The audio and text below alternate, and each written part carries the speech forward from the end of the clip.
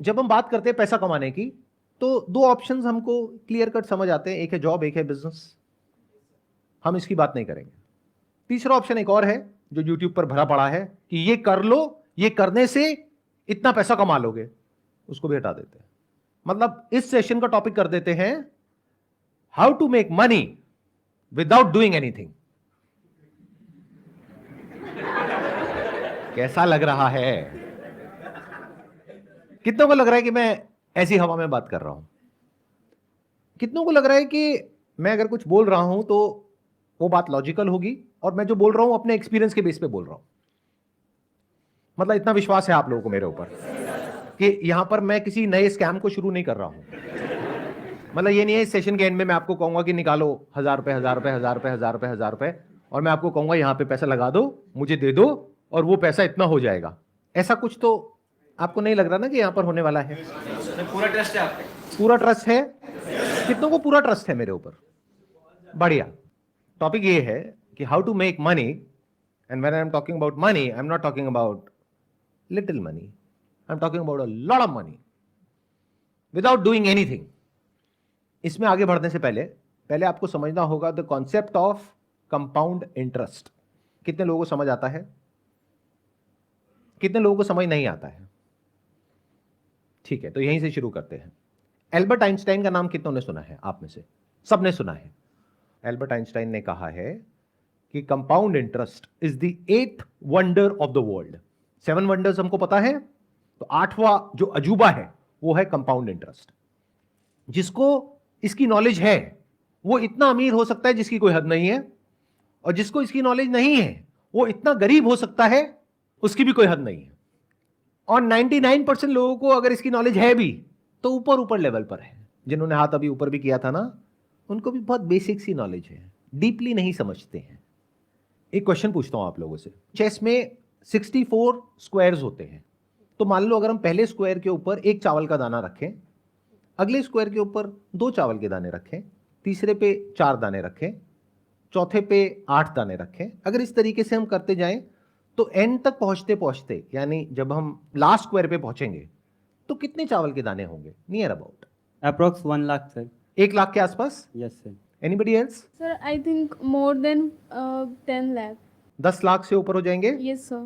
तो मतलब आपका जो दिमाग चल रहा है वो चल रहा है मैक्सिमम लाखों तक, और अगर किसी का दिमाग चलेगा तो वो चल जाएगा करोड़ों तक।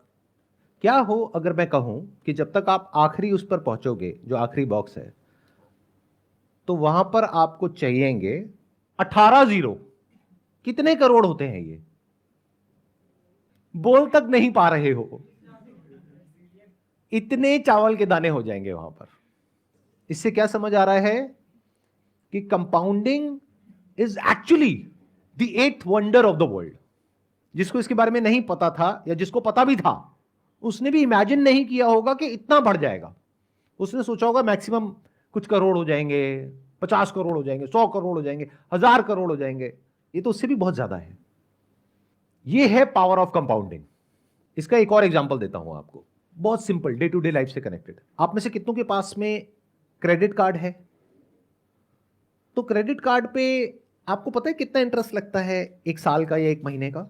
Sir around 36%। 36% पर एनम, यानी अराउंड 3% महीने का। यानी कि 10,000 रुपए आपने क्रेडिट कार्ड कंपनी को टाइम से नहीं दिया तो उस पर कितना रुपए लगेगा? 10,300। 300 रुपए सुनने में बड़ा लगता है तो बहुत छोटा लगता है। अरे 300 रुपए से क्या फर्क पड़ता है? क्रेडिट कार्ड कंपनी बोलती नहीं है कि इसको ईएमआई में ब्रेक कर दो, बट उसमें कितना एक्स्ट्रा लगेगा? सिर्फ 300 रुपए। तो आप कहोगे अच्छा 300 रुपए तो है। इसका मतलब क्या है? आप कंपाउंडिंग को नहीं समझते हो, और नहीं समझते हो तो अभी मैंने क्या कहा था थोड़ी देर पहले कि जो कंपाउंडिंग को नहीं समझता है वो इतना गरीब हो सकता है जिसकी कोई हद नहीं है, और जो समझता है वो इतना अमीर हो सकता है जिसकी कोई हद नहीं है। तो आप अमीर होना तो चाहते हो, लेकिन क्योंकि आप इसको नहीं समझते हो तो आपके जो सारे एक्शंस हैं वो आपको गरीबी की तरफ ले जाएंगे। आप कहोगे 3% ही तो है, क्या फर्क पड़ता है? तो महीने का 3% मतलब साल का कितना हो गया? 36%। ऐसा आपको लग रहा है क्योंकि आप कंपाउंडिंग को नहीं समझते हो। क्योंकि जो 3% आप नहीं भरोगे इस महीने, उसके अगले महीने उस 3% पे भी 3% लगेगा। तो साल के एंड में अगर आप कैलकुलेट करोगे तो वो 36% नहीं है, वो 50% से भी ऊपर है। Do you know what that means? Bank में अगर आप अपना पैसा रखते हो तो कितना इंटरेस्ट मिलता है? 6-7%। यहां कितना दे रहे हो? 50%। तो अमीर कैसे हो गए अंकल आंटी? बहुत सारे लोगों के पास में, जिनके पास में क्रेडिट कार्ड होता है, मैंने देखा है, वो क्या करते हैं, वो ये नहीं देखते कि अमाउंट कितना ड्यू है, वो देखते हैं मिनिमम अमाउंट ड्यू कितना है। अच्छा मिनिमम इतना है, चलो ये पे कर देता हूं, बाकी का क्या हुआ, उस पर इंटरेस्ट लगेगा। इसमें क्रेडिट कार्ड कंपनी का तो बहुत बड़ा फायदा है और आपका बहुत बड़ा नुकसान है। तो इस सेशन से पहली चीज जो आपको सीखनी है, जो मैं बोल तो रहा हूं लेकिन मुझे पता है कि आप नहीं सीखोगे, वो ये है कि कभी भी जो आपको ईएमआई पे करनी है उसको डिले मत करो। क्योंकि अभी अगर आपने ये सोचा कि 10,000 के ऊपर 300 रुपए है, तो कल आप ऐसे ही सोचोगे कि 1 लाख के ऊपर 3,000 रुपए तो है। तो अगर आपको मेरी ये बात समझ आ गई है तो ये आपको बचाएगा गरीब होने से। अब दूसरे एस्पेक्ट पे आते हैं कि अमीर कैसे होते हैं इस फंडे को यूज करके। सबसे पहला स्टेप है, अगर आज आपकी एज है 20-22 साल, तो आपको क्या करना है, जो कर रहे हो वही करो, उसको अच्छे से करो, यानी कि पढ़ाई लिखाई। मान करके चलते हैं 25 साल की एज तक आते आते आपकी कहीं पर अच्छी जगह पर जॉब लग जाती है, क्योंकि आपने अच्छे से तैयारी करी है उस जॉब के लिए। ये हो गया जॉब सेगमेंट।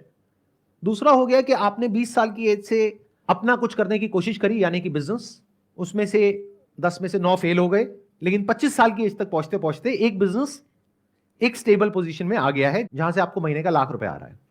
तो चाहे जॉब के रास्ते से चाहे बिजनेस के रास्ते से, मैं मान करके चलता हूं कि 25 साल की एज तक आपको महीने का लाख रुपए आ रहा है।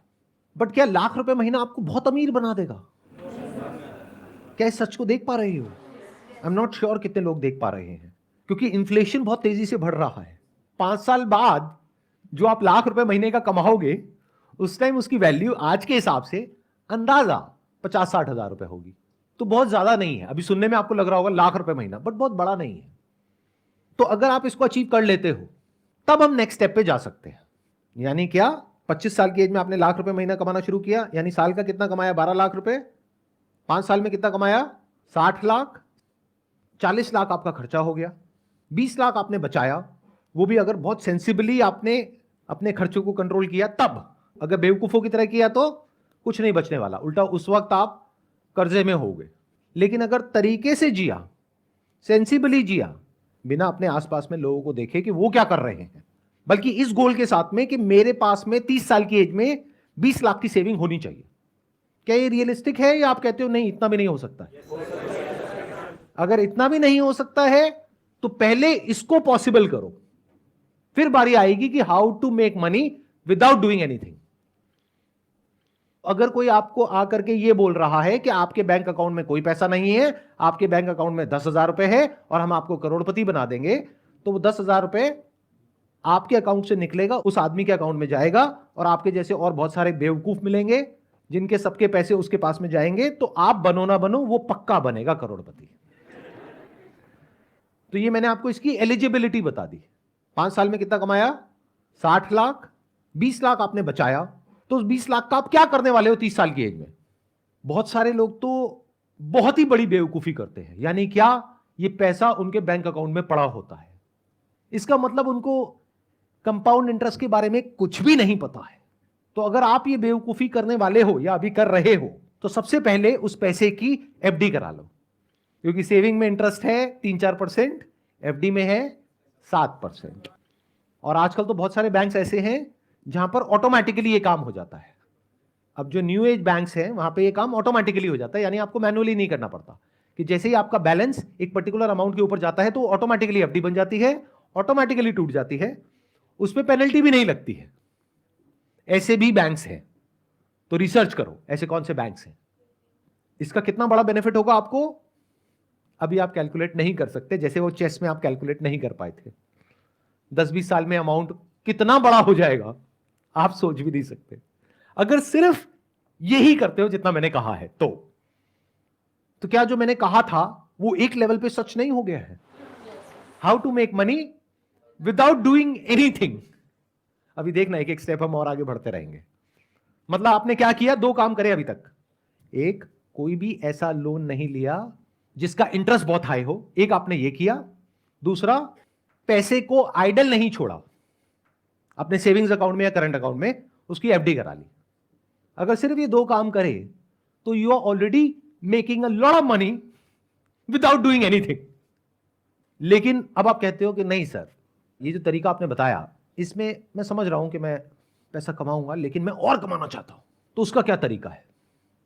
तो अब ध्यान से समझना कि पैसा कमाते कैसे हैं, यानी वेल्थ कैसे क्रिएट होती है। अपना एग्जांपल दूं, उससे आई थिंक आप ज़्यादा अच्छे से रिलेट कर पाओगे। हमारा जो बिजनेस है वो है स्टॉक फोटोग्राफी का। आप में से कुछ लोगों को पता होगा, कुछ को नहीं पता होगा, क्योंकि उसके बारे में मैं बात नहीं करता हूं अपने सेशंस में, बट शॉर्ट में बता देता हूं वहां पे हम क्या करते हैं। हम कुछ इमेजेस प्रोड्यूस करते हैं या फोटोग्राफर से लेते हैं, फिर उसको आगे उसका लाइसेंस देते हैं बड़े बड़े ब्रांड्स को। तो जितनी भी आप एड्स देखते हो न्यूज़पेपर्स में, मैगजीन्स में, ऑनलाइन ऑफलाइन, उसमें जो बड़े बड़े ब्रांड्स की जो एड्स होती हैं जहां पर कुछ मॉडल्स होते हैं, मान लो कुछ फैमिलीज हैं, कपल्स हैं, वो जो फोटोग्राफ्स हैं वो there is a strong possibility वो हमसे लेते हैं अगर वहां पर कोई इंडियन फेस है तो, क्योंकि इंडियन फेसेस की हमारी पूरे वर्ल्ड की सबसे बड़ी कलेक्शन है। लेकिन आने वाले टाइम में इस बिजनेस के ऊपर एक बहुत बड़ा थ्रेट है because of AI, artificial intelligence. क्योंकि अब क्या हो रहा है, बहुत सारे ऐसे सॉफ्टवेयर आ गए हैं, बहुत सारे ऐसे प्लेटफॉर्म्स आ गए हैं जैसे मिड जर्नी है, जहां पर के आप जाओ और कुछ प्रॉम्प्ट दो और वो आपको बिल्कुल रियलिस्टिक इमेजेस बना करके दे देगा। तो अगर वो इमेजेस वहां से आपको फ्री में मिल जाएगी, ऑलमोस्ट फ्री में मिल जाएगी, तो कोई हमसे इमेजेस क्यों खरीदेगा? देखो तीनों सिनारियोस पकड़ लेते हैं कि मेरे अपने बिजनेस में कितने रिटर्न आने वाली है गोइंग फॉरवर्ड अगले 5-10 साल में। या तो 0%, या अगर कुछ बहुत कमाल का हमने कर दिया जो हम कर रहे हैं तो 10%। और अगर हम इस थ्रेट को ढंग से मैनेज नहीं कर पाए, यानी जो एआई की वजह से हमारे बिजनेस पे थ्रेट है उसको हम ढंग से मैनेज नहीं कर पाए, तो बिजनेस हो सकता है 10% से गिरने लग जाए हर साल का। तो मैंने कैलकुलेशंस करी कि अगर मेरे पास में इतना अमाउंट है, अगर उसको मैं अपने बिजनेस में लगाता हूं तो वहां पे in the best case scenario return आएगी 10%। तो क्या कहीं कोई और बिजनेस है जहां पर मैं पैसा लगाता हूं तो रिटर्न आएगी 25 से 30%? तो उस बिजनेस में पैसा लगाना बेटर है या अपने बिजनेस में पैसा लगाना बेटर है? Does it making some sense to you guys?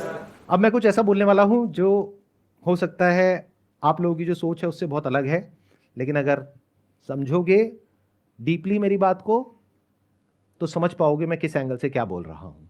हम जब भी स्टॉक मार्केट का नाम सुनते हैं तो हम सबके माइंड में क्या थॉट्स आते हैं?